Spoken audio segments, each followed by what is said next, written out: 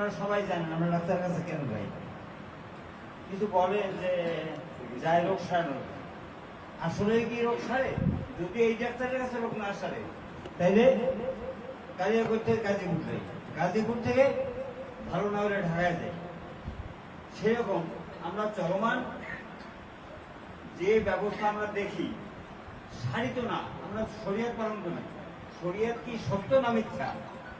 আমরা মিথ্যার আবরণে সদাই ডেকে থাকি। কখন কোন মানুষটাকে কিভাবে ঠকাবো এটা আমি সবসময় বলে থাকি।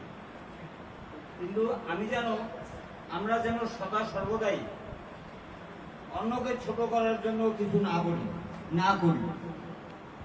আমরা সংশোধন, আমরা আত্মশুদ্ধির জন্য আসছি, এখানে আত্মশুদ্ধির জন্য আসা, আমরা যেন সেই সংশোধন হতে পারি, এটাই আমরা সবাই চিন্তা করব।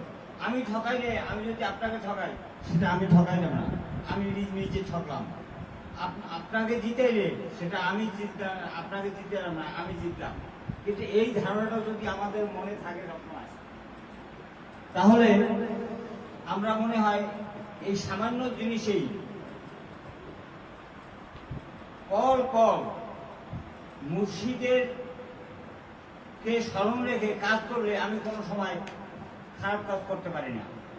আমার দ্বারা কখনোই খারাপ কাজ হতে পারে না। আমার আল্লাহ যদি আমার সামনে থাকে তাহলে কি আমি মিথ্যা কথা বলতে পারি?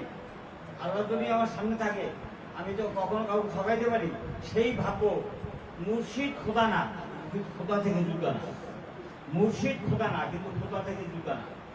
আমি এই ভাবনায় যদি থাকে তাহলে আমার মুর্শিদ সামনে থাকলে আমি কিভাবে আরেকজন ঠকাই? শরিয়াত, ওই একটু আগে এক ভাই বলে গেলেন যে আমরা শরিয়াত মতো চলি। শরিয়াত কি সত্য না মিথ্যা? শরিয়াত যদি সত্য হয় তাহলে আমি শরিয়াত পালন করলে আমি মিথ্যার আশ্রয় নেই কিভাবে? কোনোভাবেই আমি মিথ্যার আশ্রয় নিতে পারি না।